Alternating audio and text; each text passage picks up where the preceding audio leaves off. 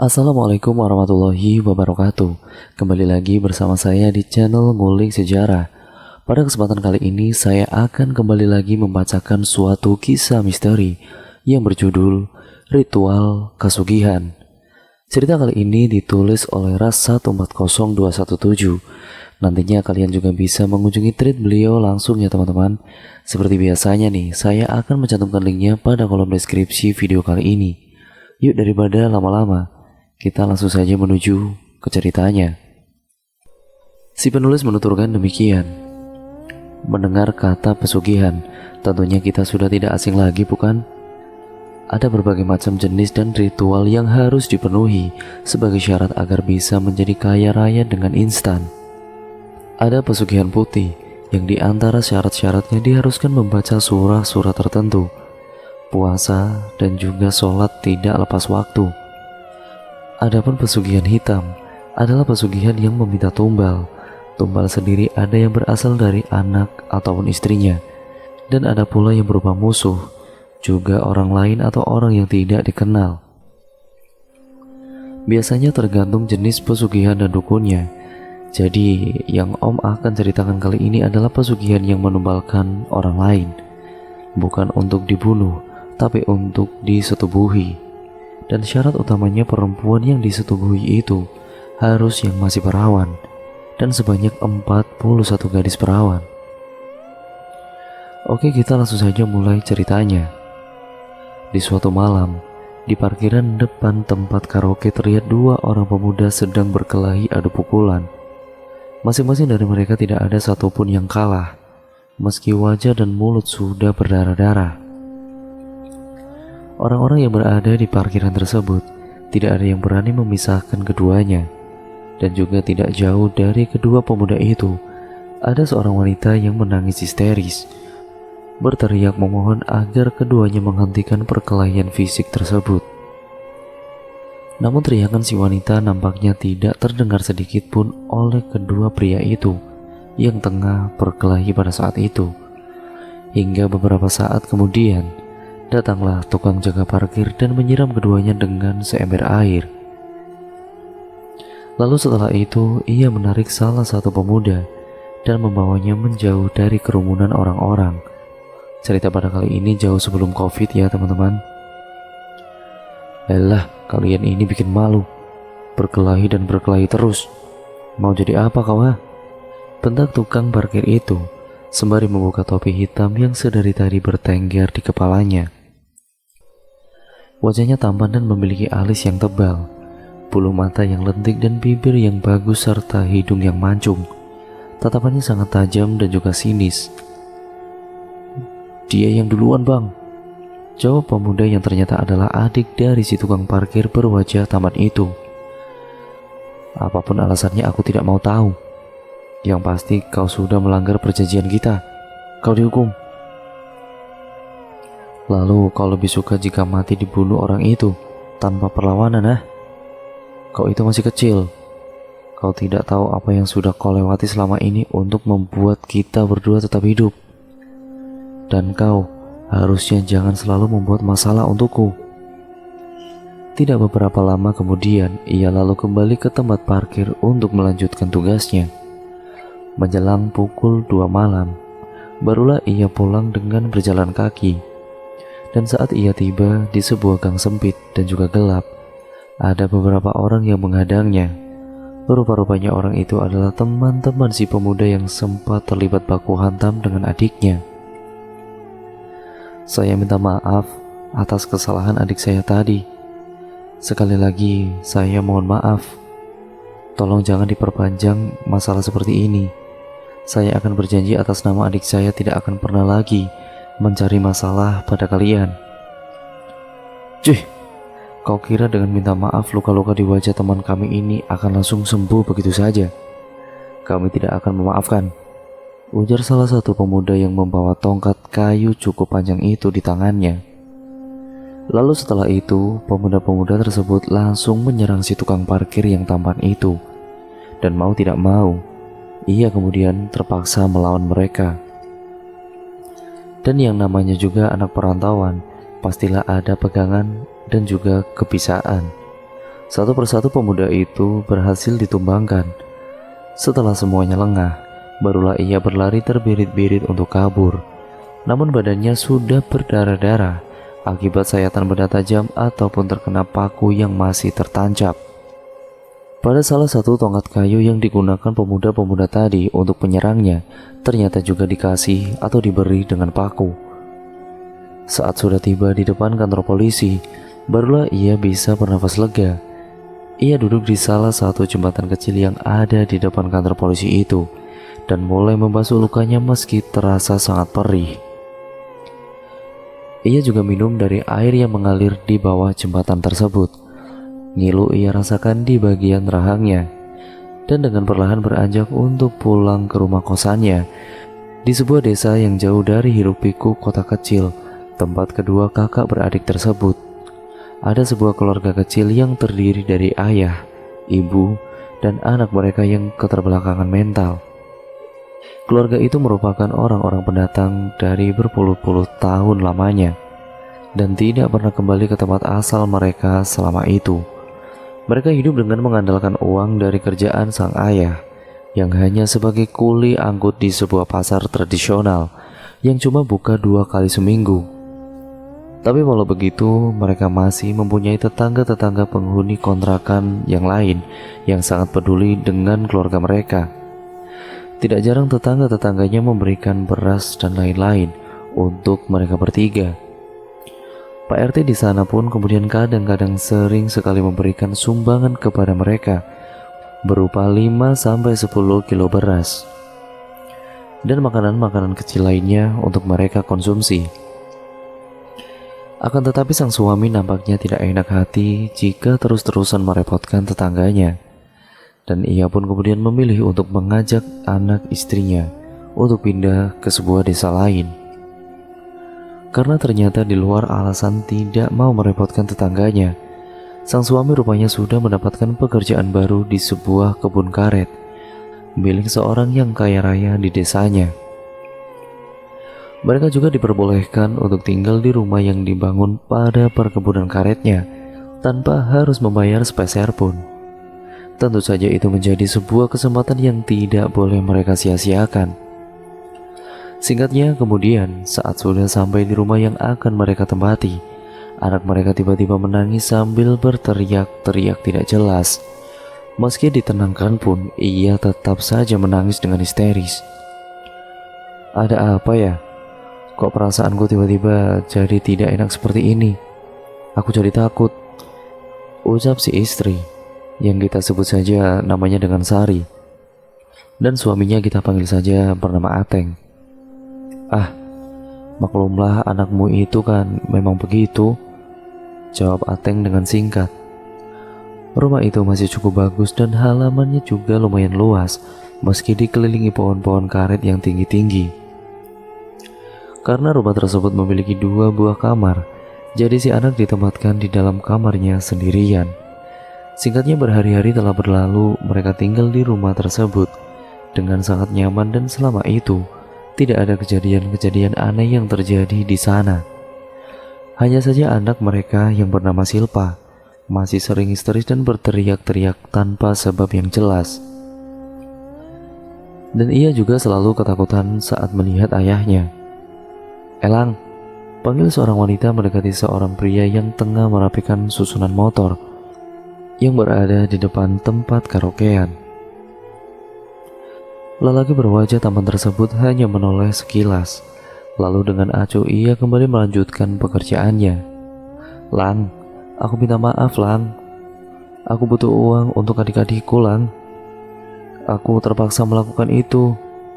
Isaknya berdiri di dekat si lelaki yang merupakan adalah abang dari pemuda yang terlibat perkelahian beberapa hari lalu. Buat apa minta maaf? Itu kan sudah menjadi pilihanmu. Dan sekarang kita jalani saja seperti yang sudah kita perjanjikan, jawab Elang dengan suara yang sedikit serak. Aku tidak mau seperti itu, Lang. Aku masih ingin bersama kamu, Lang. Karena untuk melupakanmu terlalu sulit bagiku.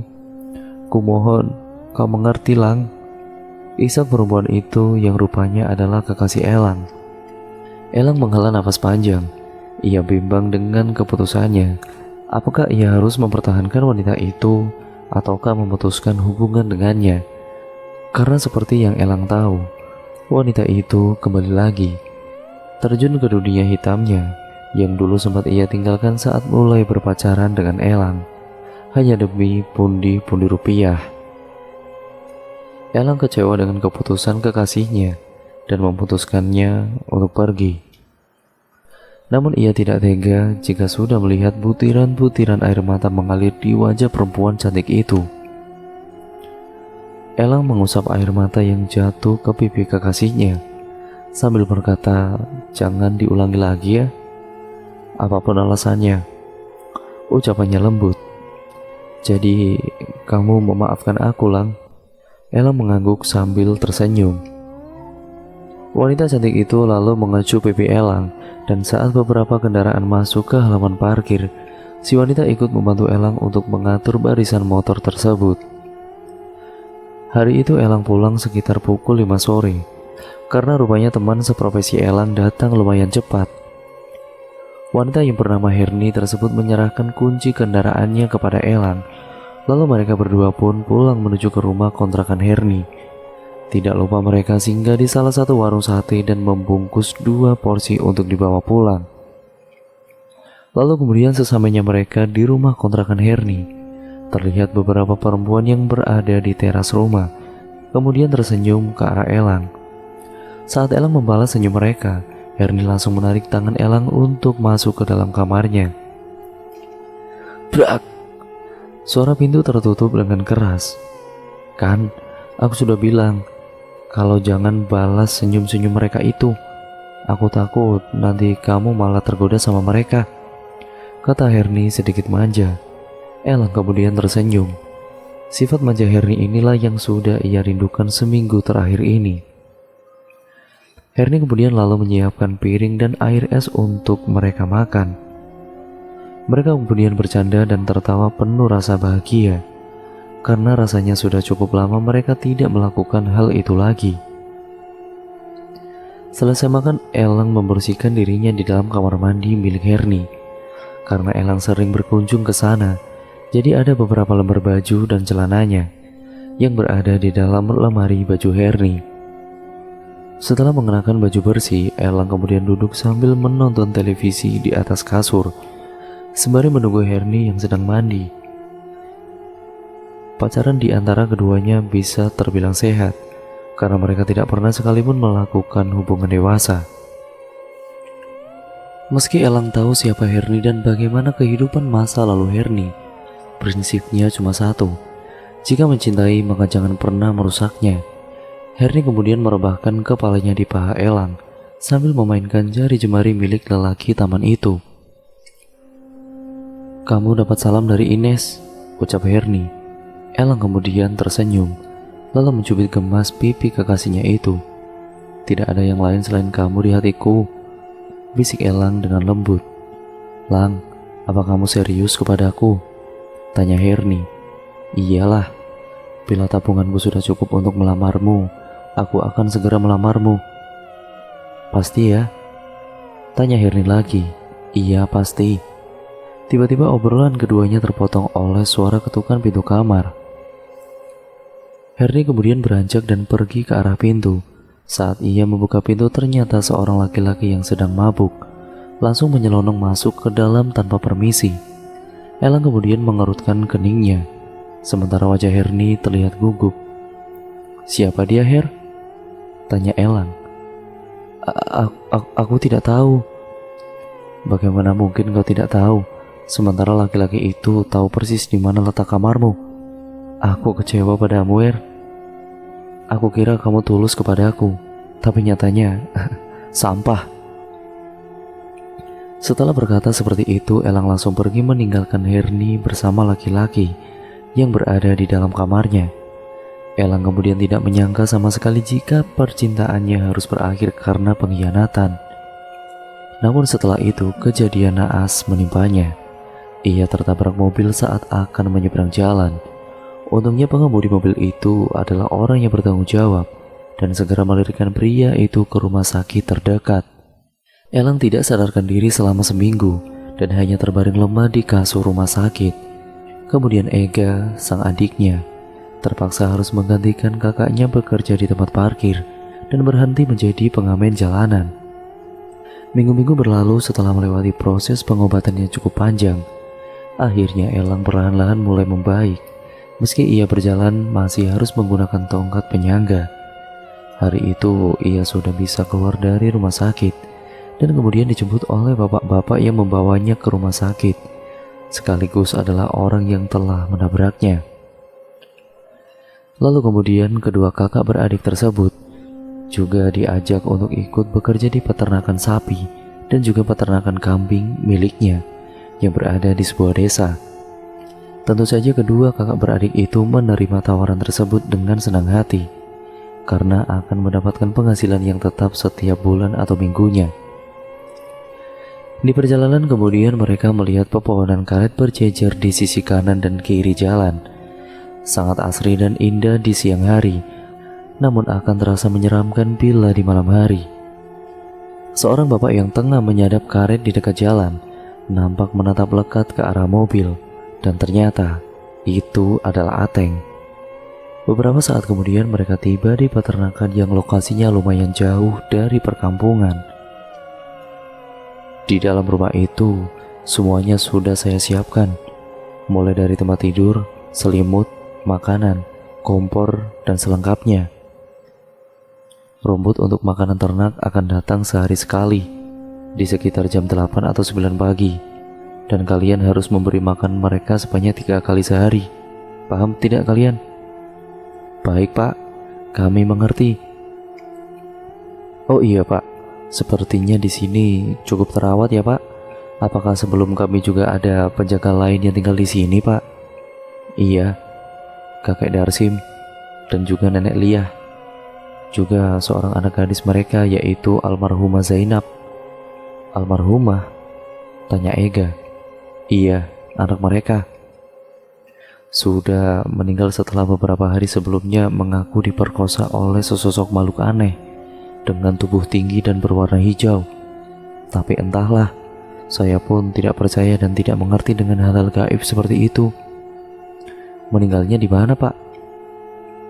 Oh iya, saya harus segera pulang karena sudah ada janji dengan salah satu teman. Semua yang kalian butuhkan juga sudah siap dan lengkap. Jadi saya permisi dulu ya. Katanya seperti sedang menyembunyikan sesuatu dari Elang dan Ega. Setelah bapak itu pergi, keduanya pun kemudian masuk ke dalam melihat-lihat setiap ruangan di rumah tersebut. Namun ada satu pintu dapur yang mengarah langsung ke kandang kambing, dan dibuka tiba-tiba tercium bau busuk yang menyengat hidung. Ega kemudian hampir muntah dibuatnya. Kemudian ia segera menutup kembali pintu itu. Bang, di situ bau banget. Apa mungkin ada kambing yang mati kali ya? Tanya Ega pada abangnya. Ah, masa kamu? Coba kamu periksa dulu ke sana, suruh Elang. Setelah beberapa saat, Ega kemudian kembali. Gak ada apa-apa. Kambingnya sehat-sehat semua, Bang. Elang kemudian mengangkat bahunya. Karena kondisi Elang yang baru saja pulih, jadi malam itu Ega lah yang memasak makanan untuk mereka berdua. Sementara Elang masih tiduran di dalam kamarnya. 2 butir telur ayam ia pecahkan ke dalam piring lalu dikocok dengan campuran bawang serta garam. Digoreng dengan minyak yang sudah dipanaskan. Ega juga memasak mie instan untuk dijadikan sayur makan mereka malam itu. Saat sedang asik memasak, terdengar suara keretakan lantai yang memang terbuat dari kayu tersebut. Dan sesaat kemudian sebuah tangan menyentuh pundaknya. Namun Ega biasa saja, karena mengira tangan itu palingan milik Elang, yaitu abangnya. Kenapa Bang? Tanya Ega seraya menoleh ke belakang. Dan anehnya, di situ tidak ada siapa-siapa selain dirinya sendiri. Loh, Ega sedikit kebingungan. Tidak jauh dari tempat mereka tinggal, di rumah yang ditempati oleh Ateng dan keluarganya, anaknya Ateng mengalami penyakit aneh di daerah organ intimnya, dan baru diketahui saat sang ibu menggantikan pembalut kain milik anaknya tersebut. Pasutri itu bertengkar begitu hebat, apalagi ketika mengetahui anak gadisnya itu sudah digauli oleh seseorang yang entah siapa. Rupanya ini firasatku tempo hari. Siapa lagi yang memperkosa anak kita kalau bukan kamu? Teriak istri Ateng. Aku benar-benar tidak tahu, Bu. Bukan aku pelakunya. Mana mungkin aku melakukan hal sekecil itu pada anakku sendiri? Jawab Ateng. Lalu siapa, Pak? Cuma kamu laki-laki yang ada di sini. Pertengkaran keduanya terhenti ketika Ateng memilih untuk pergi dari hadapan istrinya. Dalam kegelapan malam ia berjalan tidak tentu arah. Selesai makan, Ega dan Elang mengobrol cukup lama. Dan kemudian rasanya masa-masa seperti itu sudah lama tidak pernah mereka rasakan lagi. Dikarenakan keduanya selalu sibuk bekerja hingga tengah malam. Dan sekarang kemudian mereka berdua merasa cukup beruntung karena tidak lagi harus panas-panasan dan pulang malam serta tidak perlu lagi berkelahi dengan anak-anak jalanan lainnya. Ternyata musibah itu tidak selamanya mendatangkan kesedihan ya, atau kesialan, tapi juga bisa mendatangkan keberuntungan seperti yang kita rasakan sekarang ini ya Bang, ucap Ega tersenyum. Elang cuma bisa menggeleng-gelengkan kepalanya mendengar ucapan adiknya itu, dan tiba-tiba terdengar suara teriakan melengking dari arah luar yang mengagetkan mereka berdua, yaitu kedua kakak beradik tersebut. Ega mengedarkan pandangannya ke sana kemari, dan lagi-lagi suara teriakan itu kembali terdengar dengan nyaring. Lalu kemudian suara kambing, ayam, dan sapi saling bersaut-sautan, menimbulkan suara gaduh yang teramat sangat. Mau tidak mau Ega harus keluar untuk memeriksa hewan-hewan ternak tersebut. Ia kemudian mengambil parang dan obor untuk menuju ke peternakan yang tidak begitu jauh dari rumah itu. Abang tunggu aja di sini, katanya sebelum pergi. Setelah adiknya pergi, Elang bergegas berjalan perlahan dengan kakinya yang terpincang-pincang ke arah pintu dapur untuk melihat adiknya dari pintu yang mengarah langsung ke kandang kambing tersebut. Aman gak? Tanya Elang. Aman Bang. Ega mengecek satu persatu kandang, dan saat Elang menatap ke suatu sudut gelap di dekat kandang kambing, ia melihat sosok putih dengan rambut yang mencuntai panjang hingga menutupi punggung. Namun saat mata Elang berkedip, sosok itu sudah menghilang. Sementara Ega masih sibuk mengecek di sekitar kandang. Terdengar suara ketukan dari arah pintu utama yang memaksa Elang harus pergi membukakan pintu. Padahal waktu itu keadaan pintu tidaklah terkunci. Kemudian terdengar suara ketukan pintu, dan ketukan pintu itu ketukan lambat. Dan jeda beberapa saat yang lalu kemudian ketukan seperti sedang dikejar sesuatu. Lalu kemudian pintu terbuka. Seorang laki-laki berdiri sembari menatap Elang dari atas sampai bawah. Mau cari siapa ya Pak? Tanya Elang yang agak risih ditatap oleh si lelaki tersebut. Perkenalkan, nama saya Ateng. Maaf sebelumnya jika saya mengganggu malam-malam begini, tapi saya ada keperluan dengan orang yang tinggal di sini. Yang tinggal di sini sekarang cuma saya dan adik saya, Pak. Apakah Bapak ingin bertemu kami berdua? Saya kesini mencari kakek Darsim. Kalau tidak ada, ya sudahlah. Terima kasih. Elang mengangkat bahunya, lalu menutup pintu dan berjalan pelan ke arah dapur. Ega, panggil Elang. Namun tidak ada jawaban sama sekali. Bahkan cahaya obor yang dibawa oleh Ega tadi pun sudah tidak ada. Elang mulai merasakan detak jantung berdegup-degup. Rasa khawatir pada adiknya itu membuat Elang terpaksa harus turun ke tanah. Ega, panggil Elang seraya berusaha berjalan lebih cepat lagi. Namun ujung tongkat penyangganya tersandung oleh rerumputan yang membuat Elang kemudian hampir saja terjatuh. Ega! Hanya suara jangkrik yang beradu vokal satu sama lain. Elang kemudian terus berjalan dan berjalan, memasuki rimbunnya pepohonan dengan terus memanggil nama Ega. Namun semakin jauh ia masuk, Semakin gelap pula jalanan yang ia harus lewati. Banyak akar-akaran yang bisa saja membuatnya jatuh atau bahkan tergelincir masuk ke jurang jika ia tidak berhati-hati.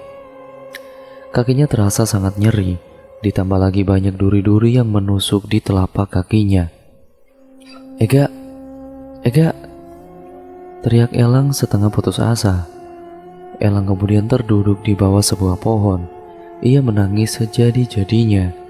Ia merasa gagal menjaga adik yang merupakan satu-satunya keluarga yang dia punyai saat itu. Elang tidak tahu apa yang sudah terjadi pada adiknya. Kenapa Ega menghilang begitu saja? Ada apa ini ya? Apakah ini ada hubungannya dengan sosok putih yang ia lihat tadi sebelumnya? Tidak terasa malam semakin larut. Elang pun kemudian diserang oleh rasa kantuk yang perlahan-lahan membuatnya mulai tertidur. "Bang, bangun bang," tanya seseorang. Elang membuka matanya dan betapa kagetnya dia ketika melihat sang adik berada tepat di hadapannya. "Ega," ucapnya berkali-kali seraya memeluk erat sang adik. "Kenapa abang ninggalin rumah? Semalaman aku mencari abang berjalan muter-muter hutan. Untung sekarang ketemu. Abang itu bikin khawatir tau nggak?" sungut Ega. Elang terlihat seperti orang yang linglung dan ia menatap ke sekeliling tempat ia berada saat itu. "Aku itu yang mencari kamu gak? Kau tidak menyaut saat aku panggil. Aku khawatir terjadi sesuatu, makanya aku langsung pergi mencarimu." "Ah, yang benar saja bang, aku sama sekali tidak mendengar kau memanggilku kok. Aku kira kau itu tidur bang. Taunya pas aku masuk, kau sudah tidak ada di dalam rumah," kata Ega. "Ya sudah bang, kita kembali saja ke peternakan. Sebentar lagi rumput akan datang," lanjutnya seraya membantu Elang untuk berdiri. Singkatnya ketika sampai di rumah, Ega langsung mengobati kaki Elang dengan obat-obatan seadanya. Sekitar pukul 9 pagi, sebuah mobil pick-up putih yang dipenuhi dengan rumput-rumput segar datang. Seorang bapak dan seorang gadis tomboy keluar dari dalamnya. "Selamat pagi pak," sapa Ega dengan ramah. "Pagi," jawab si bapak. Gadis yang mengenakan celana jeans panjang dengan jaket hitam lusuh serta ikat rambut yang acak-acakan itu sangat cantik dan manis sekali, tetapi lumayan cuek dan pelit senyum. Ega kemudian membantunya menurunkan semua rumput-rumput tersebut dan sama sekali tidak disapanya. "Riz, abah ke sungai sebentar ya. Kau lanjutkan saja bantu-bantu mereka dulu," ujar si bapak sebelum pergi. Setelah kemudian si bapak pergi, Ega mulai melancarkan serangan awal yang merupakan pertanyaan-pertanyaan seputar rumput dan hewan ternak, berharap si gadis itu mau menjawabnya. "Aku ragu pemuda seperti kau ini akan betah di sini. Tingkah lakumu itu layaknya pemuda-pemuda berandalan yang haus akan pelayan gadis-gadis," kata si gadis sembari tersenyum sinis. "Kamu tak tahu siapa aku.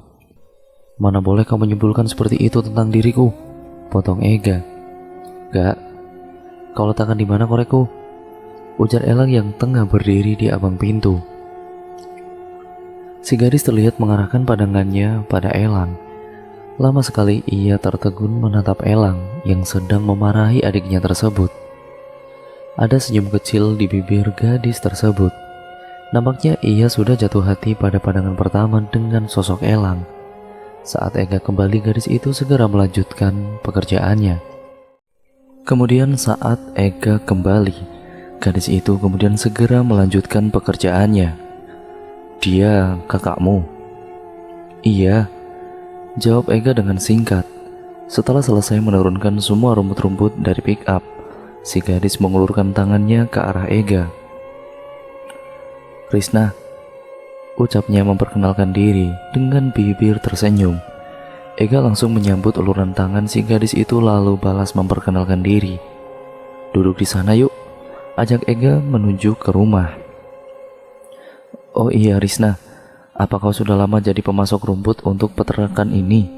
Tanya Ega. Iya, sekitar 2 tahunan lebih. Kenapa emangnya? Jawab Risna sembari membersihkan rumput-rumput yang menempel di jaketnya. Berarti kamu pernah melihat anak perempuan penjaga ternak sebelum kami di sini? Iya, dia ramah, juga baik sekali, dan juga sangat cantik. Sayang dia hidup hanya sebentar. Oh, Ega kemudian membulatkan bibirnya. Kau juga cantik. Sudah berapa usiamu? Sepenting itukah usiaku untukmu? Ah, tidak. Cuma bertanya saja. Kalau rasanya pertanyaanku membuatmu tidak nyaman, tidak usah dijawab, tidak apa-apa. Bang, kenalin nih bang, ujar Ega memanggil Elang. Iya, kenapa? Jawab Elang dari dalam rumah, namun tidak juga kunjung keluar. Maaf ya, abangku itu memang seperti itu. Orangnya cuek, apalagi kalau sama cewek. Risma hanya tersenyum kecil menanggapi perkataan Ega. Dan setelah beberapa saat mengobrol kesana kemari, bapak-bapak tadi datang lalu mengajak Risna untuk pulang. Setelah selesai memberi makan semua hewan ternak, Ega langsung membersihkan dirinya sebelum masuk ke dalam rumah. Sementara Elang sedang memasak nasi di dapur, sesekali ia terlihat melamun menatap buih-buih kurakan atau mendidih di dalam panci nasinya. Bang, tolong bang, ambilkan handuk, panggil Ega seketika kemudian membuyarkan lamunannya. Hening suasana malam itu membuat Ega mengantuk, apalagi setelah semalaman ia tidak tidur, ditambah lagi siang harinya seharian sibuk membersihkan, mengurus hewan ternak. Perlahan-lahan Ega kemudian mulai terlelap, sementara Elang masih duduk di teras rumah dengan ditemani secangkir kopi dan musik alami yang tercipta dari suara-suara binatang malam dari kejauhan. Anehnya udara yang awalnya dingin, malah perlahan-lahan mulai memanas. Elang mengipas-ngipaskan tangannya di sekitaran wajah. Ia kemudian melihat ke sekeliling, banyak sekali kelap-kelip kunang-kunang mengitari pepohonan. Dan suasana bertambah aneh ketika tidak ada satupun lagi yang terdengar suara-suara binatang-binatang malam, seperti jangkrik ataupun gonggongan anjing liar di kejauhan. Hembusan angin dingin dari arah depan membawa aroma-aroma tidak sedap. Beberapa kali Elang mengembuskan nafasnya dan berharap agar bau yang mengganggu pernafasannya itu sedikit berkurang.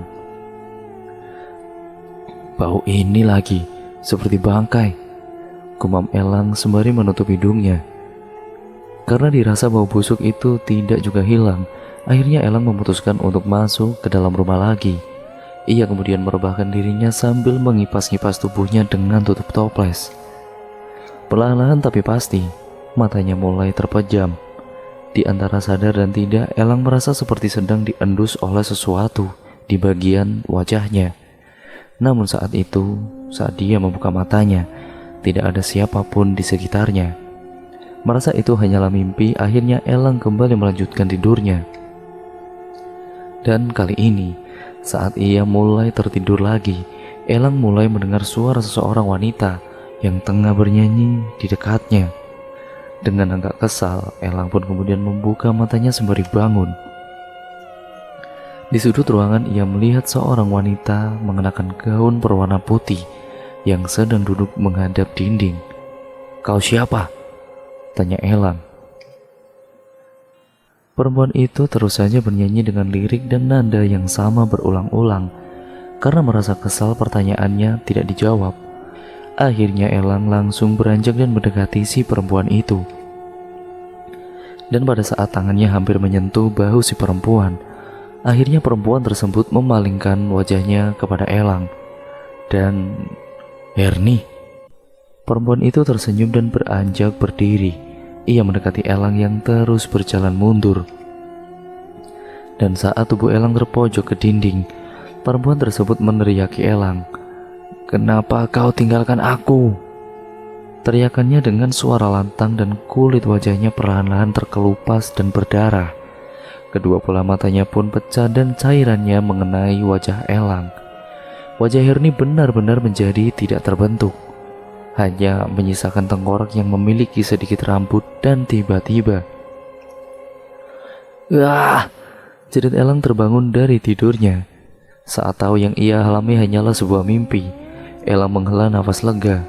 Ia mencoba mengatur nafasnya kembali. Lalu bersamaan dengan itu kepalanya menjadi sangat-sangat pening. Elang melihat Ega sang adik masuk dan mengutak-ngatik tas miliknya. Lalu kemudian mengambil pisau yang entah sejak kapan berada di dalam tasnya. "Ega, kau mau apa, ha?" bentak Elang. Namun bentakan dari sang kakak tidak membuat Ega menghentikan langkahnya. Ia tetap keluar sambil memegang pisau. Elang yang khawatir dengan adiknya itu pun langsung beranjak dari tempat tidurnya dan berusaha mengejar adiknya itu. Anehnya di sini adalah kaki Elang yang harusnya masih sakit tiba-tiba menjadi sembuh. Ia kemudian bisa berlari mengejar Ega. Akan tetapi saat akan keluar dari pintu, tubuh Ega seperti terhalang oleh dinding transparan yang hingga membuatnya tidak bisa untuk keluar. Rasa pening di kepalanya semakin menjadi saat ia memejamkan matanya dan terdengar jelas suara dari Ega tengah memanggil-manggil nama Elang. Kemudian cerita beralih dari sudut pandang Ega. Dan kemudian setelah berhasil mengikat tubuh Elang dan menyiramnya dengan air, Ega berusaha menyadarkan sang kakak yang seperti sedang kerasukan tersebut. Segala cara yang ia ketahui sudah ia terapkan untuk menyadarkan si kakaknya, tapi nampaknya sama sekali tidak membuahkan hasil. Saat Elang kembali mengamuk dan hampir berhasil melepaskan ikatan di tubuhnya, Ega terpaksa harus menampar sang kakak dengan sangat keras. Plak! Darah segar mengalir dari bibir Elang. Sesaat kemudian, Elang merasa seperti tubuhnya ditarik oleh sesuatu dengan sangat kencang. Dan kemudian, "Wah, syukurlah kau sadar, Bang," ujar Ega. Beberapa kali Elang mengerjap-ngerjapkan matanya berharap kalau semuanya sudah kembali normal. "Ega." "Iya Bang, aku Ega."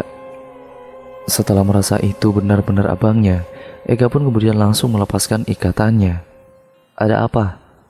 Kenapa aku diikat?" Beberapa pertanyaan keluar dari mulut Elang. Ia nampak bingung dengan apa yang sebenarnya terjadi. "Abang itu mengamuk, bahkan hampir saja membunuhku. Lihat, abang dengan sengaja melukaiku," jawab Ega sembari memperlihatkan lukanya. Ega kemudian menggeleng. Mana mungkin ia melakukan kekerasan pada adik kesayangannya itu. Beberapa kali Elang memukul-mukul kepalanya sendiri dengan tangannya, berharap akan mengingat apa yang sudah terjadi. Namun tidak satupun yang ia ingat selain kejadian yang ia alami di mimpinya tadi. "Aku tidak ingat, aku gila. Aku benar-benar sudah gila," ujar Elang semakin kuat memukul-mukul kepalanya. "Bang, sudah Bang. Aku tidak menyalahkan abang," bentak Ega sembari menahan kedua tangannya Elang. "Aku merasakan hal-hal aneh setelah tinggal di sini. Bahkan rasanya aku hampir gila," ucap Elang dengan suara serak. "Bukan kau saja Bang. Jujur, aku juga merasakan keanehan itu. Apa mungkin sesuatu yang mengganggu kita itu ingin menyampaikan sesuatu kepada kita? Perempuan itu mirip Herni. Dia juga ada ketika malam itu kau sedang memeriksa kandang ternak. Tapi entahlah, apakah itu adalah sosok yang sama atau bukan. Aku pun benar-benar tidak tahu," ucap Elang. "Herni, pacar abang itu. Tapi yang aku lihat bukan dia Bang. Jangan-jangan yang mengganggu abang bukan sosok yang kulihat itu," lanjut Ega. Kemudian 1 minggu berlalu. Keadaan mulai sedikit membaik ketika Ega dan Elang memutuskan untuk tidur sekamar. Namun kadang-kadang Elang masih mendengar suara-suara perempuan yang sedang bernyanyi atau melihat penampakan-penampakan sepintas yang berwujud sosok perempuan cantik. Hari itu rumput datang sangat terlambat, sekitar pukul 4 sore, dan terpaksa Ega dan Elang mencari rumput sendiri di sekitar hutan agar hewan-hewan ternak yang mereka jaga tidak mati kelaparan. "Maaf ya, aku terlambat karena ada tetanggaku yang meninggal. Akhir-akhir ini Di desa memang banyak sekali kasus pemerkosaan yang dilakukan oleh makhluk tidak kasat mata. Entahlah, aku tidak tahu makhluk jenis apa itu. Yang pasti hampir 7 orang anak gadis yang meninggal setelah mengaku diperkosa oleh sosok berwarna hijau. Orang-orang di desaku setiap malam berjaga, namun tetap selalu saja ada korban, cerita Risna. Makhluk bertubuh hijau, sahut Elang seraya mendekati Risna dan Ega. Kau sendirian kesini, Ris? Apa tidak takut? Tanya Ega. Aku takut, tapi ya mau bagaimana lagi? Kami bertahan hidup ya dari sini, sementara ayahku sakit. Jawab Risna sembari memalingkan wajahnya. Ia kemudian tidak mau air matanya yang jatuh terlihat oleh Ega dan Elang. Risna, kau tadi mengatakan makhluk hijau. Apa jangan-jangan itu adalah sebuah pesugihan? Aku punya teman, orang luar pulau. Kata dia, di tempatnya itu ada pesugihan yang namanya kolor hijau. Yang syaratnya itu, korban memang harus diperkosa. Tapi tidak ada syarat korban itu harus perawan. Sementara yang kau katakan tadi, hanya anak gadis yang menjadi korban, kata Elang. Ah, kau itu mengada-ngada saja, Bang. Kalaupun memang ada jenis pesugihan seperti itu, mana ada di Kalimantan, sahut Ega. Kau lupa ya, kasus babi ngepet di desa B, tuyul, pocong, kuntilanak. Gak ada yang gak mungkin, gak? Ega menghela nafas panjang. Lalu, kalau benar yang kamu katakan itu, apa ada cara untuk menghentikan semua ini, Bang? Lalu, kalau benar apa yang kau katakan itu, apa ada cara untuk menghentikan semua ini? Tanya Risna. Elang menggeleng pelan. Aku tidak tahu, Ris, jawabnya. Risna kemudian menghela nafas, lalu tanpa berkata-kata apapun, ia segera mulai pekerjaannya untuk menurunkan semua rumput yang ia bawa ke tanah. Saat akan pulang, Ega disuruh abangnya untuk ikut bersama Risna guna menemani gadis tersebut. Tidak usah, Gak. Aku berani kok. Lagi pula masih sore. Nanti kau tidak bisa pulang, ucap Risna. Ega akan mengantarmu sampai keluar ke jalanan. Dari situ Ega akan pulang dengan berjalan kaki, potong Elang. Risna mengangguk dan keduanya pun naik ke dalam mobil pick up yang perlahan mulai meninggalkan halaman. Elang segera membereskan rumput-rumput itu untuk hewan ternak. Dari kejauhan terlihat ada sepasang yang tengah memperhatikannya. Hingga akhirnya pemilik mata tersebut langsung berlari ke arah Elang. Elang yang kaget refleks menjatuhkan rumput-rumput yang ia bawa dan segera memasang kuda-kuda. Namun setelah melihat seorang ibu-ibu yang datang, akhirnya Elang menarik nafas lega. Mau mencari siapa ya, Bu? Tanya Elang pelan. Tolong anakku, isaknya. Memangnya anak ibu kenapa, Bu? Dia diperkosa oleh... Mendengar kata diperkosa, Elang kemudian terlihat panik. Di mana anak ibu sekarang, Bu? Di rumah, Nak. Tolong, Nak. Sekarang ibu tunjukkan rumahnya di mana. Ibu-ibu yang ternyata adalah Sari, istrinya Ateng itu pun langsung bergegas berlari menuju ke rumah yang berada di perkebunan karet yang ia tempati bersama anak dan suaminya. Diikuti oleh Elang yang juga ikut berlari. Meski kakinya belum sembuh total, rasa sakit dan nyeri di kakinya itu tidak lagi ia hiraukan. Singkatnya mereka sampai di rumah yang ditempati oleh keluarga Ateng. Saat Elang masuk ke dalam rumah, matanya tertuju pada seorang laki-laki yang tempo hari pernah datang ke rumah peternakan. Dan terlihat anak dari Ateng dan Sari sudah dalam keadaan tidak bernyawa. Ibunya menangis sejadi-jadinya, sedih, sakit, dan sangat-sangat sesak. Semua yang ia rasakan saat itu berubah menjadi satu dalam tangisan. Nafas Elang turun naik dan ia tidak bisa berkata apa-apa. Dan hal yang paling memilukan adalah ketika jenazah anak mereka diangkat, kasurnya sudah dipenuhi dengan darah dan nanah, membuat sesak Elang yang menyaksikannya secara langsung. Pasangan suami istri tersebut lalu saling menyalahkan satu sama lain. Mereka berkelahi saling bentak tanpa memperdulikan Elang yang ada di situ. "Weh, sudah diam," teriak Elang. "Orang tua macam apa kalian ini ya? Hanya bisa saling menyalahkan saja. Anak kalian itu tidak akan bisa hidup kembali, walau kalian berdua bertengkar sampai saling bunuh sekalipun." Begitulah bentak Elang, dan keduanya terdiam. Malam itu, "Mau apa sebenarnya Bapak datang mencari kakek Darsim?" tanya Elang. "Karena anak gadis mereka juga diperkosa. Aku ingin tahu, apakah yang terjadi pada anakku sama dengan yang terjadi pada anak mereka. Hanya itu," jawab Ateng.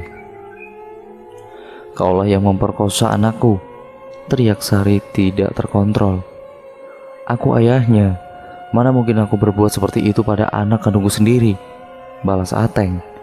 "Sudah, sekarang aku tanya, apa alasan ibu menuduh kalau ayahnya sendirilah yang telah memperkosa anak kalian?"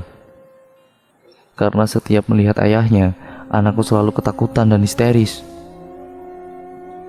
Elang berpikir sejenak, lalu kemudian beberapa saat kemudian ia berkata, "Apa kalian tahu kalau di desa ini banyak sekali kasus pemerkosaan terhadap anak gadis, yang kemungkinan pelakunya juga sama? Saya menaruh curiga kalau sebenarnya ada yang melakukan pesugihan kolor ijo di kampung ini." "Pesugihan?" gumam Ateng dengan nafas yang turun naik tidak beraturan. Keesokan harinya saat Risma datang ke peternakan mengantarkan rumput, Elang kemudian langsung menghampirinya. "Bisa kau antar aku ke kota?" tanya Elang. Maksudmu?" tanya Risna sambil masih tidak mengerti. "Bisa atau tidak?" ujar Elang balik bertanya. Risna kemudian terlihat bingung, tidak tahu harus menjawab apa. "Tetapi jelaskan dulu untuk apa ke kota," ucapnya kemudian. "Aku ingin menemui temanku. Ada yang perlu kubicarakan kali ini, penting sekali." "Iya, tapi masalah apa dulu?" Aku tidak bisa menjawab ya, atau tidak kalau kau sendiri tidak mengatakan alasannya secara jelas." "Bang, biar aku yang jelaskan kepadanya," potong Ega. Sementara Elang masuk ke dalam rumah untuk mengambil tas dan beberapa peralatan yang mungkin ia butuhkan saat di perjalanan. Beberapa saat kemudian ia keluar kembali. "Bang," panggil Ega. Elang kemudian mendekat. "Baiklah, aku akan mengantarmu. Tapi sebelum malam, kita harus sudah pulang. Karena kalau tidak, orang tuaku pasti akan mencariku. Mereka pasti akan khawatir sekali kepadaku," kata Risna. "Kita izin dulu ke rumahmu, karena aku tidak bisa menjanjikan kita pulang sebelum malam, atau malah lewat tengah malam," ucap Elang. "Aku pasti tidak akan diizinkan," potong Risna. "Kau adalah orang asing bagi kami. Kami mengenalmu hanya dari peternakan ini. Bagaimana mungkin orang tuaku akan mengizinkan aku pergi bersama denganmu? Apalagi dengan maraknya kasus pemerkosaan di sini. Sudah dapat kupastikan, aku tidak akan diizinkan," lanjut Risna. Elang menghela nafas panjang. Jarak dari desa ke kota terbilang sangat jauh. Apa mungkin mereka akan kembali sebelum malam? "Pergilah bang, aku bisa mengatasi masalah di sini." Elang memeluk adiknya. "Hati-hati Gak, jangan lupakan parangmu. Tetaplah waspada, jangan lengah," kata Elang sebelum pergi. "Risna, kau saja yang menyetir, nanti kutunjukkan jalannya," ujar Elang pada Risna yang tengah menatapnya. Mobil pickup itu kemudian perlahan-lahan mulai meninggalkan halaman, di mana Ega masih berdiri mematung menatap pickup itu sampai benar-benar hilang dari pandangannya. Saat sampai di jalanan besar, Risna mengemudikan pickup tersebut dengan sangat lincah, mendahului mobil-mobil lain yang satu arah dengan mereka. "Risna, apakah pemilik peternakan yang kami jaga itu orangnya kaya raya?" tanya Elang saat di jalanan yang sangat sunyi. "Dibilang kaya, ya memang kaya, tapi ada satu lagi pengusaha karet yang sangat kaya raya, melebihi bos kalian itu. Namanya adalah Pak Warto. Rumahnya paling besar di desa. Sawah yang ia miliki saat ini berhektar-hektar luasnya. Bahkan semua orang yang bekerja di tempatnya itu dibuatkan rumah masing-masing. Dulu aku pernah ingin ikut bekerja pada Pak Warto, namun aku takut saat berada di rumahnya. Besar, tapi benar-benar terkesan sangat menyeramkan. Cerita Risna sembari bergidik. Apa jangan-jangan Pak Warto itu yang melakukan pesugihan kolor hijau ya, Riz? Risma mengerutkan keningnya, sementara matanya tetap fokus dengan jalanan di depan. Aku rasa tidak mungkin, karena dia yang sangat berambisi untuk menangkap pelaku pemerkosaan itu. Dan dia juga yang membayar orang-orang di desa untuk berjaga-jaga setiap malam, jawab Risna. Bisa saja kan itu hanya kedok. Jangan berburuk sangka gak baik, potong Risna. Saat di persimpangan, ada sebuah truk besar melaju kencang dan hampir menabrak pick-up yang dikemudikan oleh Risna. Tapi untungnya Risna dengan cepat menghindar, hingga tidak terjadi apa-apa pada keduanya. Ya Tuhan, hampir saja kita mati, ucap Risna. Wajahnya terlihat pucat sekali. Yakinlah Riz, bahwa kita akan baik-baik saja dan selamat sampai ke tujuan, kata Elang kemudian. Meski jauh dalam hatinya, Elang juga merasakan takut dengan apa yang baru saja terjadi itu. Singkat cerita, akhirnya pick up yang dibawa oleh Risna dan Elang tersebut sampai di sebuah rumah kos-kosan. Elang kemudian turun, kakinya pun melangkah pelan menuju kamar paling ujung yang bernomor 12 tersebut. Lama sekali Elang mengetuk pintunya, namun tidak ada siapapun yang membukakan pintu. Mau cari siapa? Tanya seorang pemuda kepada Elang. Orang yang tinggal di sini adakah? Sudah pindah sekitar 2 hari yang lalu, jawab pemuda tersebut. Astaga, kamu tahu tidak kemana pindahannya? Tidak tahu, dia tidak bilang apa-apa. Wajah Elang nampak sangat kesal. Pencariannya dari jauh ternyata tidak membuahkan hasil. Dengan langkah kontai, ia menghampiri Risna. Temanku sudah pindah. Lalu bagaimana? Tanya Risna. Kita coba ke rumah Mang Sidik. Semoga beliau bisa bantu. Ya sudah, jawab Risna pelan. Mobil pickup pun kemudian kembali meninggalkan halaman kos-kosan dan melaju di jalanan yang mengarah jauh dari kota. Sekitar hampir 1 jam perjalanan lebih, mereka mulai memasuki kawasan jalan yang di kiri kanannya terdapat hamparan padi-padi yang masih hijau. Stop Riz. Rumahnya di sana. Kita hanya bisa berjalan kaki ke sana.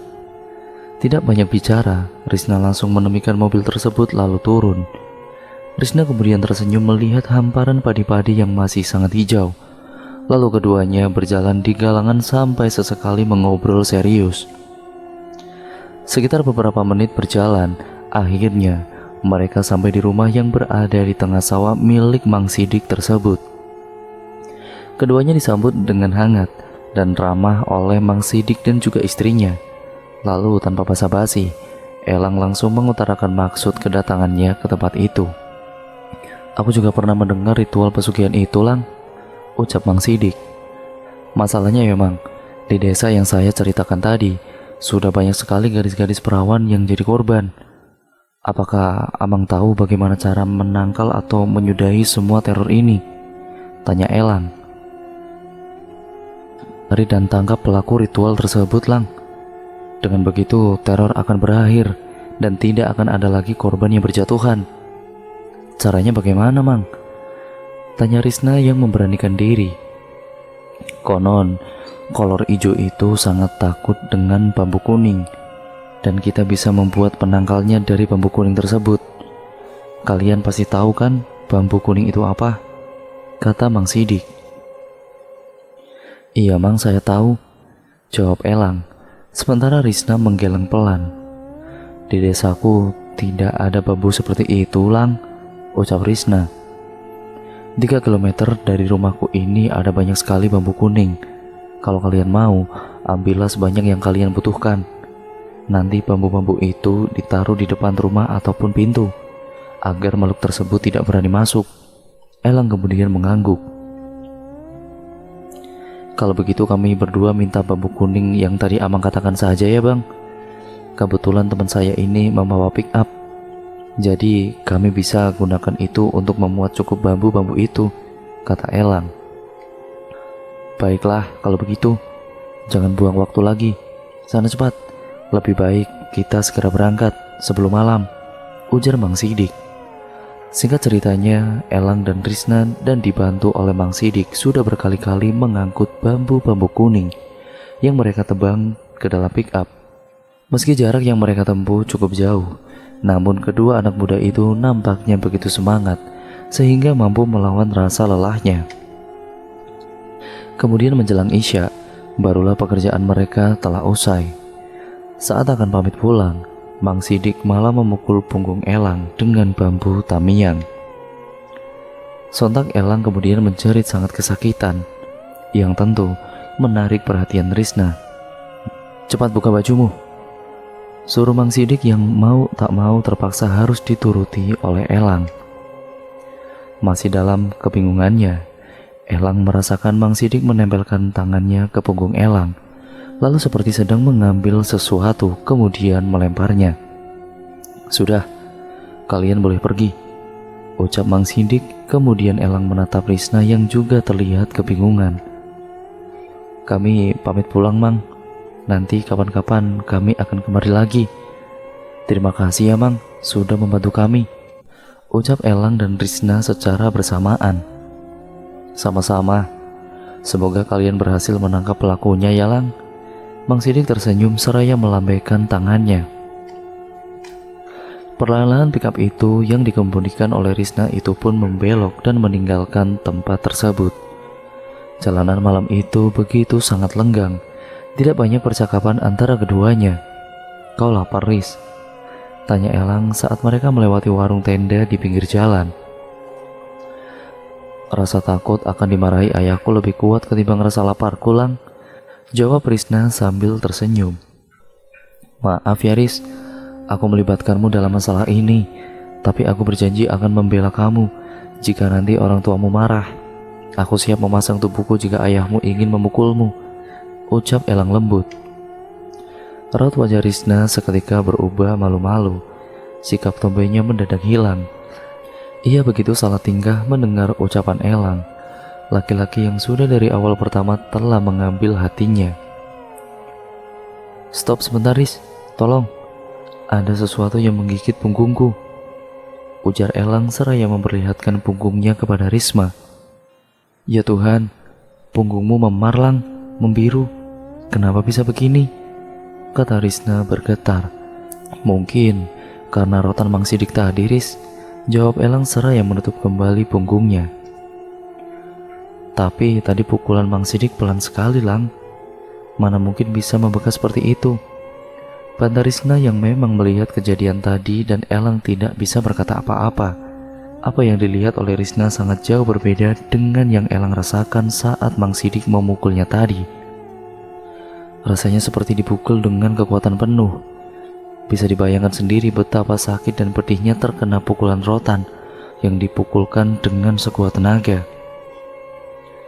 Kau tidak apa-apa Lang, masih sakitkah punggungmu? Tanya Risna nampak khawatir.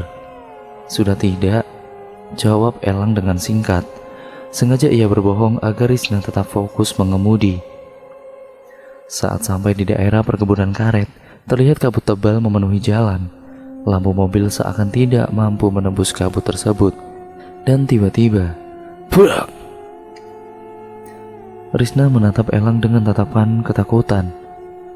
Mungkin itu hanya binatang Riz, teruskan saja, ujar Elang sembari menghela nafas panjang. Risna terus melajukan mobilnya hingga keluar dari kabut. Saat akan berbelok ke arah peternakan, secara kebetulan cahaya lampu mobilnya mengarah ke pinggir jalan. Di sana berdiri sosok laki-laki misterius menggunakan celana pendek berwarna hijau tanpa mengenakan baju. Dada Risna bergerak turun naik dengan cepat.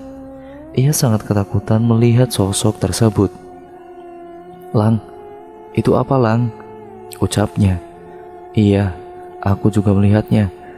Jangan berhenti, Ris. Aku ada di sampingmu." Elang terus mengelus-ngelus tangan Risna untuk menenangkan gadis itu. Saat sampai di peternakan, terlihat 2 buah sepeda motor terparkir di halaman rumah. "Itu ayahku, Lang," ucap Risma bergetar. "Tenang, jangan gugup. Aku akan bicara pada ayahmu." Deru mesin mobil membuat orang-orang yang berada di rumah tersebut keluar. Mereka berdiri menatap dengan tatapan tajam, sementara Ega berdiri di pojokan dengan wajah yang menunduk. "Aku kira kau pemuda baik-baik. Tidak menyangka kau akan membawa anak gadis orang sampai selarut ini, tanpa izin pula," ujar bapak-bapak yang merupakan bos dari Elang dan juga Ega. "Maafkan saya, Pak, Bu, Bos. Saya melakukan ini terpaksa karena keadaan yang sangat-sangat mendesak. Saya ingin menyudahi teror yang ada di desa ini," jawab Elang. Bagaimana caranya kau menyudahi teror itu? Apa dengan cara membawa kabur anak gadisku?" ujar ibunya Risna. "Kami ke kota menemui orang yang bisa dan mengerti dengan hal-hal yang gaib. Dia menyarankan untuk menancapkan bubuk kuning di halaman rumah atau depan pintu rumah-rumah warga, agar makhluk itu tidak bisa masuk ke dalam rumah. Dan untuk para gadis-gadis, jika ingin keluar rumah, diharuskan untuk membawa bawang putih dan serpihan bambu kuning agar makhluk tersebut tidak berani mendekat." Begitulah kata Elang. Elang, bagaimana mungkin pemuda sepertimu ini percaya akan hal-hal tabu seperti itu? Pemerkosaan yang terjadi di desa kita ini tidak ada hubungannya dengan hal-hal yang gaib.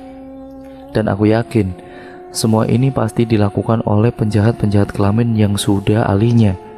Kemungkinan saja yang melakukan perbuatan biadab itu dilakukan secara berkelompok. Makanya, walau kita sudah berjaga-jaga setiap malam, tapi tetap saja bisa kecolongan. Dan satu lagi, Lang, yang kita hadapi ini kelompok orang-orang jahat yang tentu tidak akan takut dengan sebuah bambu yang ditancapkan di halaman rumah. Kau itu seharusnya berpikir sehat sebelum bertindak, ujar laki-laki yang merupakan bosnya itu. "Maaf, Pak, tapi menurut saya tidak ada salahnya kita menghargai usaha mereka. Dan yang tidak kita lihat belum tentu itu tidak ada. Lagi pula, kalau memang usaha mereka ini berhasil, maka desa kita yang akan kembali aman. Dan jika tidak, kita tidak rugi. Jadi tidak ada salahnya membiarkan mereka melakukan apa yang ingin mereka lakukan.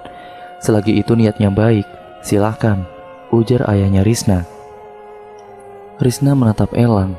Ia tidak menyangka jika ayahnya yang ia kenal sebagai sosok ayah yang keras dalam mendidik anak-anaknya bisa berkata sebijak itu. "Ya sudah, saya ikut kalian berdua.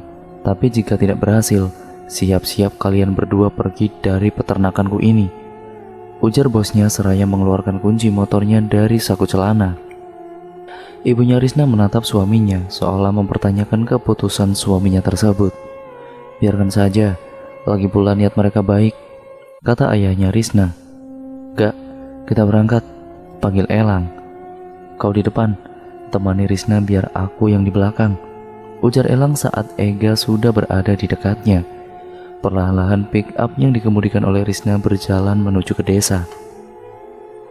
Elang duduk di atas tumpukan bambu sembari berpegangan. Singkatnya, mereka pun tiba di desa. Di depan pos kamling, pick up tersebut berhenti. Ega dan Risna turun dan tidak terkecuali dengan Elang. "Dibelah-belah kecil-kecil kah, Lang?" tanya Risna. "Iya, biar bisa ditaruh di depan pintu dan sebagian di halaman," jawab Elang. Ketiganya mulai membelah bambu-bambu tersebut hingga menjadi potongan-potongan kecil yang panjang. "Ris, ajak teman-temanmu makan dahulu. Ini sudah Abah bikinkan nasi goreng untuk kalian," ujar ayahnya Risna saat mereka masih asyik membagi-bagikan bambu tersebut. Perut mereka yang lapar tentu tidak menolak dengan nasi goreng itu. Apalagi rasanya juga tidak kalah enak dibandingkan buatan penjual-penjual nasi goreng di kota. Ketiganya makan dengan sangat lahap, sekitar pukul 3 subuh. Barulah pekerjaan mereka selesai. Hanya tinggal satu rumah, yaitu milik bosnya Pak Ateng yang belum dibagikan. Sepertinya makhluk itu bukan berasal dari kampung sini, Lang. Tapi tidak apalah, yang penting kita sudah mempunyai penangkalnya, ucap Risna. Risna nampak sangat akrab dengan Elang, sementara Ega tidak sedikit pun ia ajak bicara. Tentu sikap Risna yang begitu malah membuat Ega jadi cemburu dan marah pada abangnya. Menurutmu makhluk itu dari mana, Gak? Tanya Elang. Gak tahu, jawab Ega dengan singkat. Beberapa saat kemudian mereka sudah memasuki halaman rumah tersebut dan kemudian menggantungkan bambu di gagang pintu, lalu menancapkan sebagian di halaman rumah. Karena seperti yang Risma ketahui, pemilik perkebunan karet tersebut juga mempunyai anak dan keponakan yang masih gadis.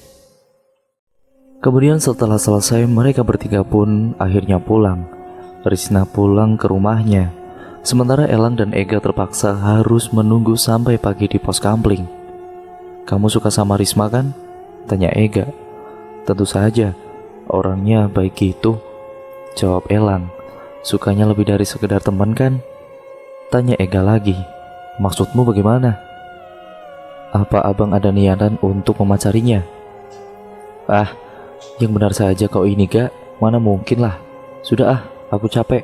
Aku mau tidur dulu sebentar, ujar Elang seraya merebahkan tubuhnya di atas tikar anyaman yang ada di pos kampling tersebut. Kulihat dari sikap Risna padamu tadi, sepertinya kalian berdua sudah ada hubungan tertentu. Apa benar itu? Apa kau ini tidak bisa diam kah? Aku capek. Ingin tidur sebentar pun diganggu. Kalau mau bahas masalah perempuan nanti saja, bentak Elang yang sudah mulai memejamkan matanya. Ega yang masih labil itu pun akhirnya emosi dan malah mengajak duel abangnya. Jangan kekanak-kanakan seperti itu, Gak. Aku ini abangmu. Kalau kau menganggap aku ada apa-apa dengan Risna, itu sama sekali tidak benar. Aku sudah menganggap dia seperti teman sekaligus adikku. Tidak ada hubungan apa-apa antara aku dan dia. Lagi pula, aku sudah tidak kepingin lagi pacaran-pacaran seperti itu, yang nantinya ujung-ujungnya hanya saling menyakiti, ujar Elang sembari mendorong Ega. Ega kemudian termenung. Ia mengingat kilas balik kehidupan mereka berdua dulu. Elanglah yang menjadi sosok ayah juga sekaligus ibu bagi Ega. Ia rela dipukuli teman-teman seprofesinya demi sesuap nasi yang ia bawa pulang untuk Ega. Dan tidak seharusnya hanya gara-gara perempuan, Ega malah menantang berkelahi dengan kakaknya itu. Tapi untuk minta maaf, Ega merasa sedikit gengsi. Akhirnya keduanya pun tertidur dengan tubuh saling memunggungi satu sama lain. Sekitar pukul 8 pagi, Risna dan juga ayahnya kemudian datang. Risna memberikan rantan berisi makanan untuk keduanya. Elang yang awalnya ramah pada Risna malah menjadi cuek dan pelit senyum pada gadis itu. Lang, panggil Risna. Iya, bagaimana ya? Jawabnya tanpa menoleh dan tetap asyik mengunyah makanannya. Kau marah padaku? Marah?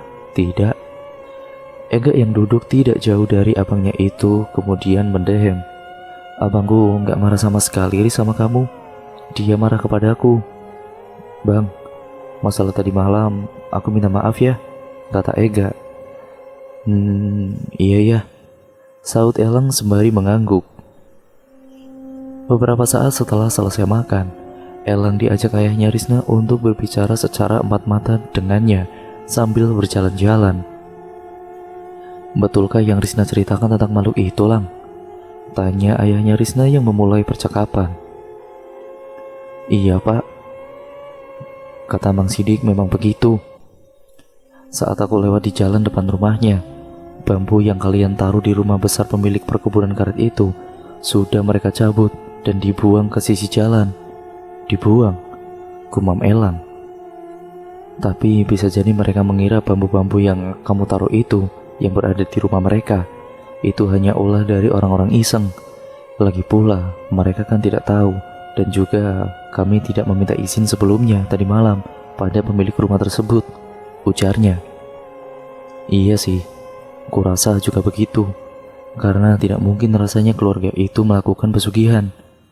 Matahari semakin meninggi ketika mereka sampai di peternakan. Saat Risna dan ayahnya pulang, kedua kakak beradik tersebut langsung membersihkan diri ke sungai lalu kemudian tidur. Elang masih tertidur ketika Ega sudah bangun untuk memberi makan hewan ternak dengan rumput. Elang nampaknya tertidur dengan sangat lelap, sampai-sampai ia mendengkur di siang bolong seperti itu. Karena itu Ega enggan untuk membangunkan kakaknya yang akhir-akhir ini sudah jarang sekali tidur dengan sangat lelap begitu. Kira-kira sekitar pukul 8 malam, Elang kemudian bangun dari tidurnya. Di sampingnya sudah tersedia telur goreng campur mie dan sepiring nasi yang sudah mulai dingin, dan terlihat Ega sudah tidur dengan begitu pulas. Dan kemudian setelah mencuci muka, Elang langsung menyantap makanan yang sudah disiapkan oleh adiknya itu. Walau menunya sangat sederhana, tapi Elang sangat lahap dalam memakannya. Setelah makan kemudian Elang membuat segelas kopi dan duduk di teras rumah, menikmati pemandangan malam di peternakan. Sekitar setengah jam duduk, Elang mulai merasa kehidupannya kembali normal, karena ia sudah tidak lagi merasakan hal-hal aneh yang berada di sekitarnya. Bahkan mimpi buruk pun tidak lagi ia rasakan. Suara jangkrik kemudian bersahutan, sebuah irama yang membangkitkan hasrat Elang untuk menyanyi. Aku bukanlah rembulan seindah yang kau bayangkan, tetapi redup dan tiada bersinar. Begitulah lirik sebuah lagu dari Imam S. Arifin. Ia menyanyikan dengan sangat baik. Lagu yang dulu pernah ia nyanyikan sewaktu sedang mengamen dari satu tempat ke tempat-tempat lainnya. Suaranya begitu merdu terdengar, tidak kalah dengan penyanyi-penyanyi yang sering muncul di televisi. Hanya saja nasib Elang tidak seberuntung mereka. Kemudian suara hewan ternak riuh terdengar. Elang langsung beranjak dari tempat duduknya dan tanpa menunggu lama lagi, Elang langsung berjalan mengendap-endap ke arah kandang-kandang ternak. "Weh, siapa itu?" teriak Elang seraya menerobos masuk ke dalam kandang. Seorang laki-laki misterius dengan hanya mengenakan celana dalam terlihat sedang memakan salah satu kambing di kandang tersebut. Namun karena banyaknya kambing-kambing yang panik berlarian di dalam kandang tersebut, akhirnya laki-laki misterius itu berhasil kabur. Elang yang tidak mau kehilangan jejak langsung menerobos keluar lewat celah kandang yang lumayan lebar. Aksi kejar-kejaran pun kemudian terjadi, hingga sampai di mana saat Elang berhasil memotong jalan si laki-laki misterius dan kemudian brak! Sebuah tendangan dari Elang mendarat di dada laki-laki itu hingga terjatuh. Nyeri seketika Elang rasakan di kakinya. Namun karena sudah terbiasa dengan kehidupan yang keras, Elang sama sekali tidak menunjukkan rasa sakitnya. "Siapa kau sebenarnya?" bentak Elang seraya berusaha membuka tangan si laki-laki misterius itu yang menutupi wajahnya. Plak! Elang kemudian menampar tangan orang itu sampai terdengar erangannya. "Perlihatkan wajahmu, setan!" bentak Elang yang sudah sangat emosi. Namun meski wajahnya sudah terbuka, Elang masih kesulitan untuk mengenalinya karena wajahnya dipenuhi darah dan juga bulu-bulu. Elang menyeret laki-laki yang ia telah buat pingsan itu menuju ke arah rumah peternakan. Sesampainya di rumah peternakan, Elang langsung berteriak memanggil Ega, yaitu adiknya. "Ada apa, Bang?" tanya Ega yang masih mengucek-ngucek matanya itu. "Lihat, orang ini membunuh satu kambing di kandang. Untung aku dapat menangkapnya. Coba kalau tidak, habis kita dimarahi bos," ujar Elang seraya mengikat laki-laki misterius itu di tiang teras. "Motifnya apa, Bang? Kok bisa ya?" tanya Ega. "Ambil air dulu gak? Aku penasaran dengan orang ini," suruh Elang kepada Ega. Dan kemudian Ega langsung bergegas masuk ke dalam rumah untuk mengambil air di dapur. Dan setelahnya, ia berikan seember air tersebut kepada Elang. Lalu kemudian, biur. Elang menyiramkan air itu tepat di wajah orang itu hingga ia tersedak. "Abang kenal dengan orang ini?" tanya Ega. Elang kemudian menggeleng. "Enggak, abang gak kenal. Kita tunggu saja sampai pagi. Siapa tahu Risna mengenali orang ini," ujar Elang. Kambing yang sudah mati dengan bagian perut sudah lenyap itu diletakkan oleh Ega di dekat laki-laki misterius itu. Sementara Elang terus menanyai orang itu dengan sedikit memaksa dan ancaman. Namun meski begitu, orang tersebut tidak juga mau buka suara. "Kau bisu apa bagaimana, hah? Jawab pertanyaanku," bentak Elang. Sudah bang, jangan dipaksa. Kita biarkan saja sampai besok pagi. Siapa tahu Risna kenal dengan orang ini, kata Ega seraya menggandeng Elang untuk masuk ke dalam rumah. "Jangan ditinggal kak, nanti kabur." Keesokan harinya Risna dan ayahnya pun datang untuk mengantar rumput. Ayah Risna tampak kaget ketika melihat seseorang terikat di teras rumah peternakan yang ditinggali oleh Elang dan Ega tersebut. "Ada apa ini, Lang?" "Gak, ini kambing dibunuh dan dimakan hidup-hidup oleh orang ini, Pak. Saya berusaha sekuat tenaga tadi malam untuk menangkap setan ini. Sampai-sampai kaki saya pun kambuh lagi sakitnya," jawab Elang. Ayahnya Risna kemudian mengangkat wajah si lelaki misterius itu yang tengah menunduk tersebut. "Wanto," kata ayah Risna nampak terkejut setelah tahu siapa orang itu. "Bapak kenal orang ini, Pak?" "Bukan kenal lagi. Orang ini sering berbuat ulah di desa ini," sahut Risna. Wanto, kenapa kau memakan kambing ini hidup-hidup, ah?" tanya ayah Risna. "Aku disuruh, Pak," jawab orang yang terikat itu. "Siapa yang menyuruhmu? Bodohnya kau mau saja disuruh memakan hewan masih hidup begitu," ujar ayah Risna seraya memukul kaki laki-laki bernama Wanto tersebut. "Ampun Pak, ampun. Saya dibayar mahal untuk melakukan ini semua, Pak." "Kalau begitu katakan siapa yang menyuruhmu," bentak Elang. Pak, jawabannya gugup. "Hah? Kau jangan mengada-ngada, Wanto. Mana mungkin orang terpandang seperti itu menyuruhmu melakukan hal seperti ini," bentak ayah Risna. "Sumpah, Pak. Sumpah demi apapun. Saya memang disuruh oleh beliau, Pak. Saya tidak berbohong," isak Wanto. "Kalau begitu ayo kita buktikan sendiri. Kita berangkat ke rumahnya sekarang," ujar ayah Risna. "Siapa itu, Pak?" tanya Elang. "Itu yang rumahnya paling besar di desaku. Rumah yang paling terakhir yang kita berikan bambu kuning," jawab Risna. "Ayo Lang, kita bawa dia ke rumah pemilik perkebunan karet itu." Setelah semua rumput itu diturunkan dari pick up, mereka pun kemudian berangkat dengan membawa laki-laki misterius itu yang masih terikat untuk ke desa. Sesampainya di depan rumah megah tersebut, mereka semua pun kemudian turun. Dan untuk sekedar mengetes kebenaran dari dugaannya, Elang membawa potongan bambu kuning dan berjalan ke arah pintu rumah. Satu pintu terbuka. Lelaki yang membukakan pintu itu seperti berusaha mundur dan menjauh dari Elang. "Ada apa ini rame-rame di rumahku?" tanyanya. Dengan tegas ayah Risna menceritakan semuanya, dan seperti yang sudah diduga, lelaki itu mengelak semua tuduhan dari Wanto, dan malah balik menuduh Wanto adalah biang kerok kejahatan-kejahatan yang ada di desa mereka tersebut. Aku tidak tahu pasti maksud tuduhan ini, tapi cobalah kalian pikir, untuk apa aku melakukan pesugihan lagi, sementara hartaku sudah cukup banyak. Dan lagi, bukankah kalian tahu sendiri bagaimana sikap dan kelakuan si Wanto di desa ini? Lalu kenapa bambu yang kami taruh di rumah bapak malah dibuang? Tanya Elang. Oh, jadi kalian yang menaruhnya.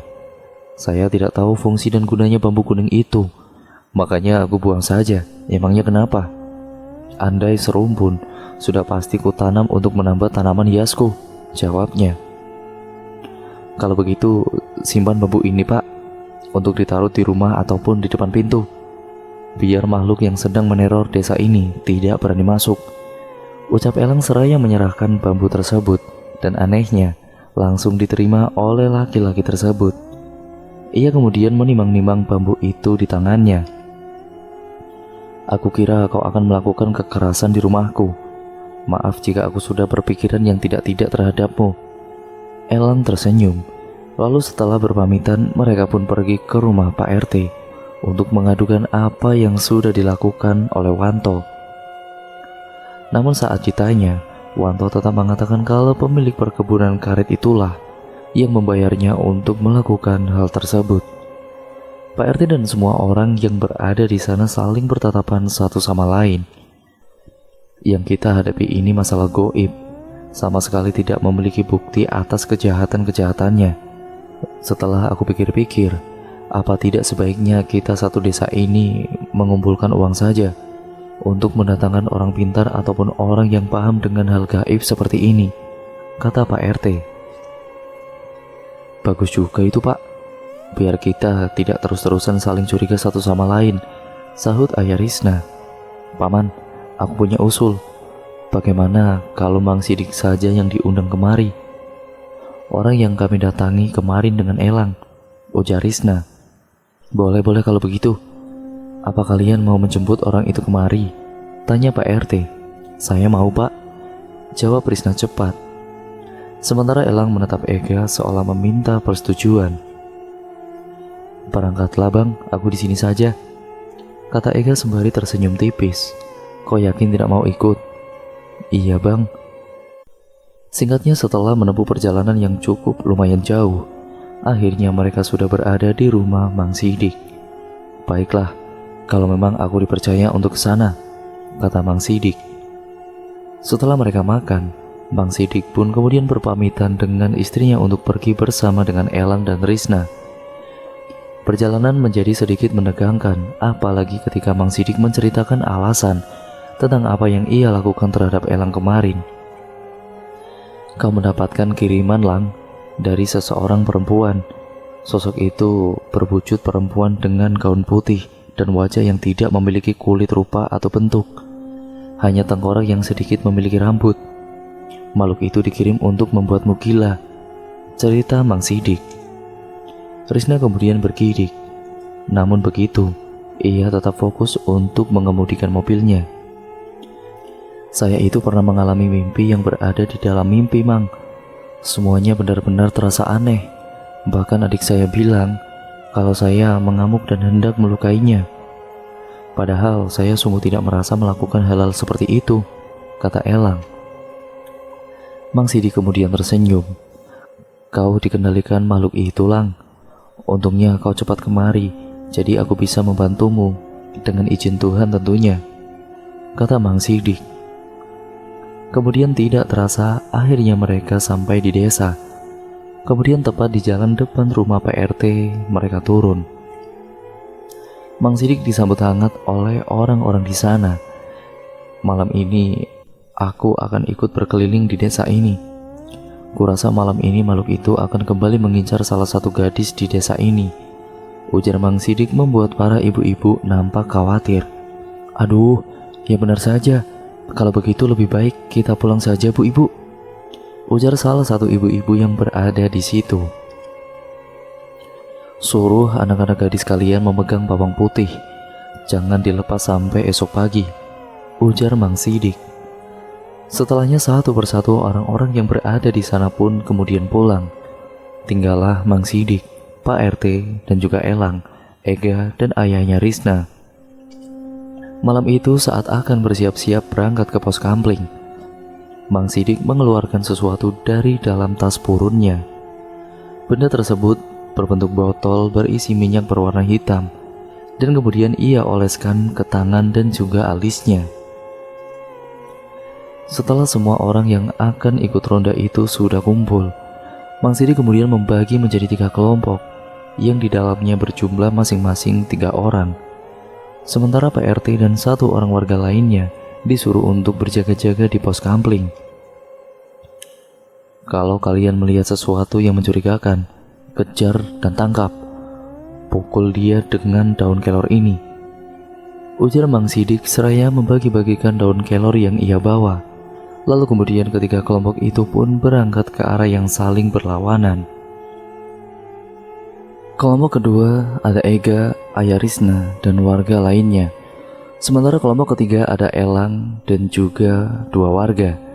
Setelah sekitar sepersekian menit berjalan, Salah satu orang kelompok Elang mengaku melihat sesuatu di rimbunan kebun singkong.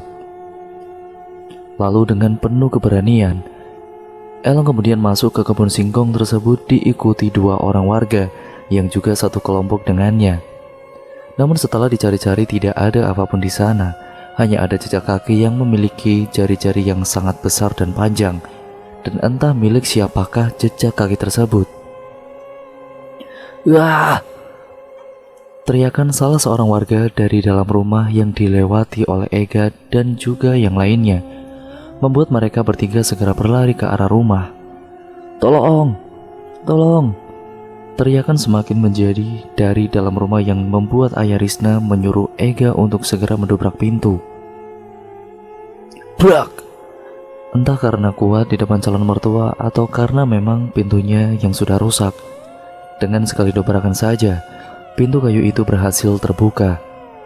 Di dalam sebuah kamar terlihat seorang ibu-ibu dan anak gadisnya yang sudah setengah telanjang berada di sana. Tanpa aba-aba, Ega langsung melompat turun dari jendela dan berlari mengejar sesuatu yang ia sendiri pun tidak tahu seperti apa wajahnya. Woi, siapa itu?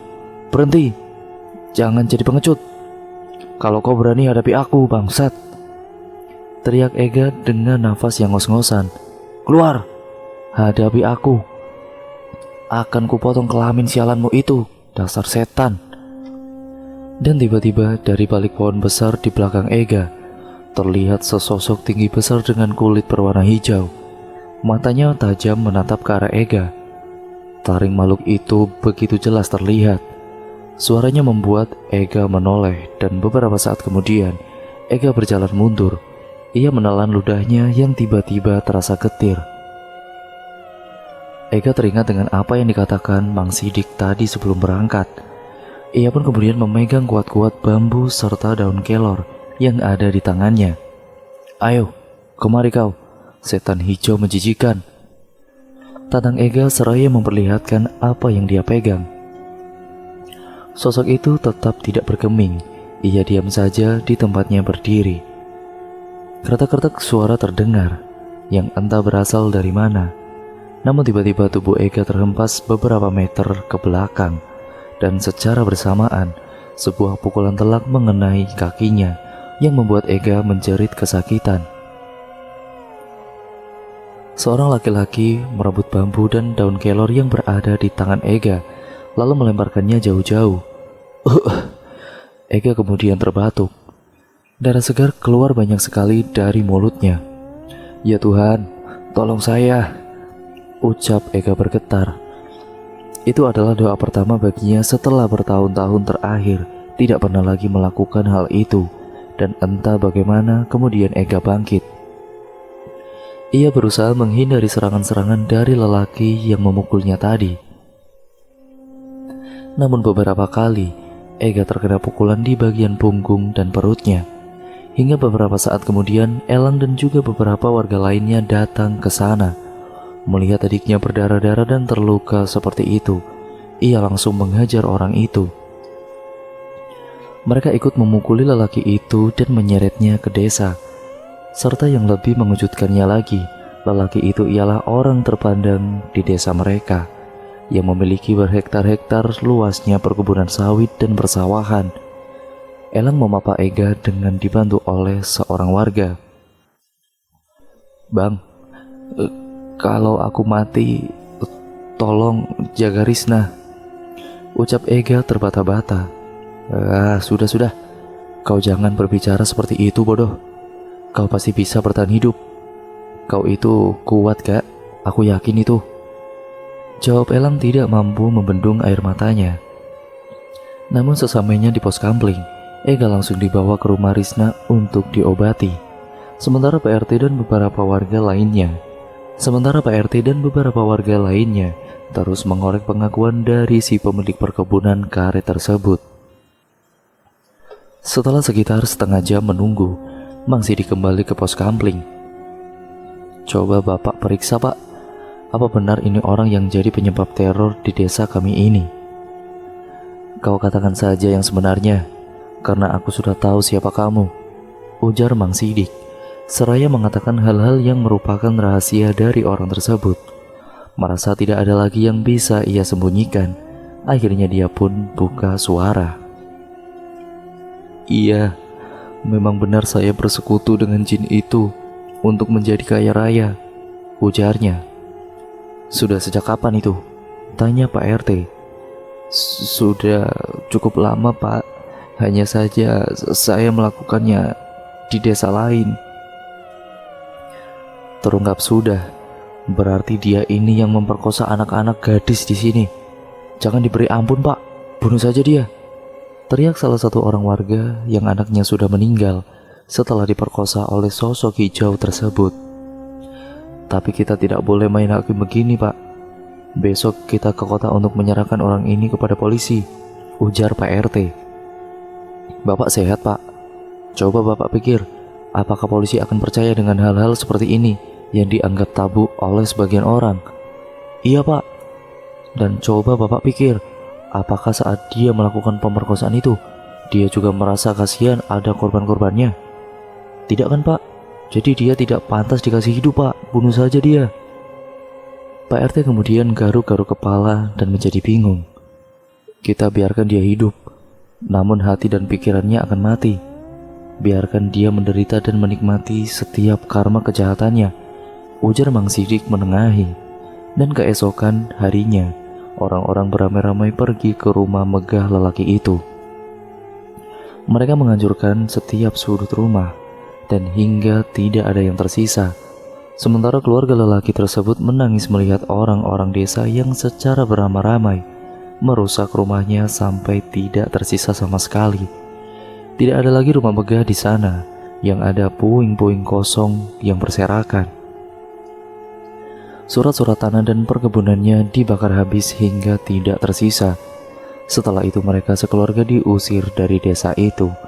Dan selepas itu, tidak ada lagi yang tahu bagaimana kabarnya keluarga tersebut. Sementara Ega sudah mulai perlahan-lahan sembuh. Ia kemudian selalu ditemani oleh gadis cantik dan imut sepupu dari Risna. Nampaknya Ega juga sudah mulai tertarik dengan gadis tersebut. "Bang, boleh aku pinjam uang tabunganmu?" bisik Ega di suatu malam. "Buat apa?" tanya Ega. "Untuk melamar Yati, Bang." "Ah, bukannya kau suka sama Riz?" Sudah, sekarang sudah tidak, Bang. Aku cuma ingin Yati, Bang." Elang kemudian terlihat menggaruk-garuk kepalanya yang tiba-tiba terasa gatal. "Boleh, Bang." Bagaimana ya? Masalahnya uang itu untuk Herni." Mang Sidik cerita loh, kalau Herni yang buat abang hampir gila waktu itu, potong Ega. "Untuk kamu gak? Makanya kalau orang tua bicara itu jangan selalu dipotong-potong," ujar Elang. "Serius, Bang?" "Boleh." "Iya, buat kamu." "Kalau bisa akadnya barengan aja, Bang. Siapa tahu nanti kita berdua bisa jadi besan."